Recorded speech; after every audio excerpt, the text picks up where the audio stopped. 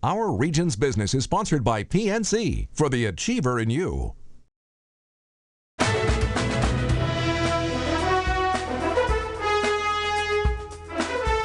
Pittsburgh's known as the City of Bridges, which makes sense given its 3 rivers and hilly terrain.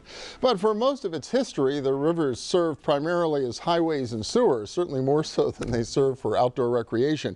Well, that began to change in a big way about 15 years ago. Around the time a nonprofit called Riverlife formed to reclaim, restore, and promote Pittsburgh's riverfronts. Today, the rivers have redefined the quality of life in our region. But there's more work to be done, and Vivien Li is here to help lead the effort to do it. She's the president and CEO of Riverlife. Welcome. Good to have you. Thank you so much. Yeah, and welcome to Pittsburgh, a new transplant from Boston. I love it here. Yeah? It is so amazing. I think the open space that you have, and the people here are so warm and friendly. I mean, I'm just amazed. You know, in New England, we're a little bit more staid. It is fabulous here. That's terrific. Well, now, what were you doing in Boston?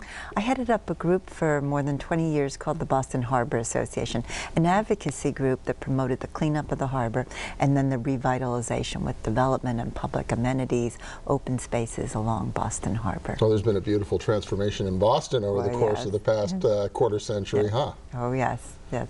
And so, okay, you had that terrific job in a wonderful place to live. So what attracted you to the position here in Pittsburgh with Riverlife? Oh. You know, my niece had gone to CMU, and so I would come and visit Pittsburgh, and I was always amazed at how much green space you had. But when I really had the opportunity to dig in when the headhunter called and really had a chance to meet people here and such, I was amazed at the potential that you have here along your riverfronts.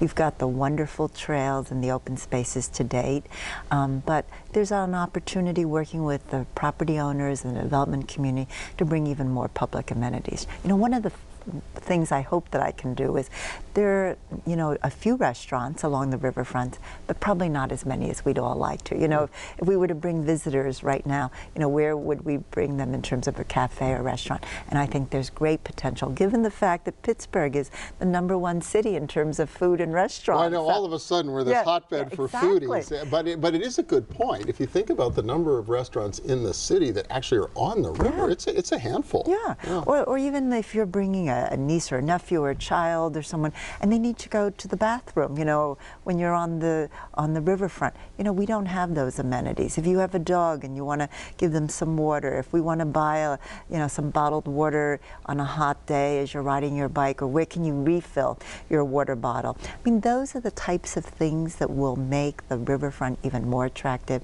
for people who live there and work there or who come and visit. So really want to think about how we bring some more amenities, and we've been talking to the private sector about it, and they're sort of saying, so how are we going to do this? Where are we going to put the restrooms? But they're very open to those ideas because they know that over time it really will make the riverfront and their properties even more valuable. Well, it's an interesting time too, because obviously there's a lot of development happening around Pittsburgh right now, but some of the big undeveloped sites are right along the rivers as well. So there's a big economic development opportunity and challenge as well to make sure it's done well. Exactly.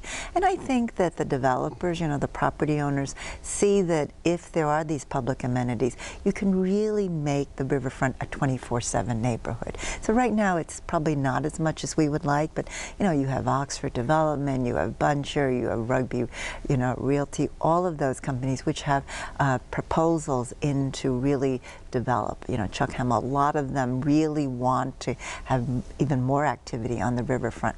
And so we're very excited about working together with them. The city and the county are working well as well.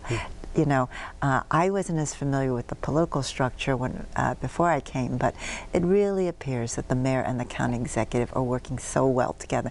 And so the stars are really aligned between the private sector, the public sector, the advocacy groups, the conference, all wanting to enliven what happens on the riverfront. I mean, it couldn't be a better time to be in Pittsburgh. Well, it's a great time to have you here to do it. Only about a minute left, but you know, one of the things that struck me, we hosted the G20 here a few years ago, and I really felt it was the transformation in the rivers and the riverfronts more than anything else that sort of turned heads around the world about what was happening in the Pittsburgh.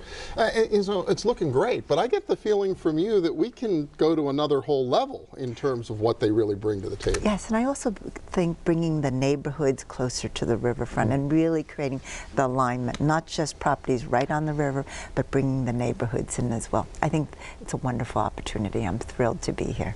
Well, it's great to have you here. Vivien Li, the new head of President and CEO of Riverlife. I'm sure we'll be back and talk to you more as all of this evolves. Thank you Great so much. to see you, sure enough. And we'll be back in a minute with little dollars and cents. Stay with us.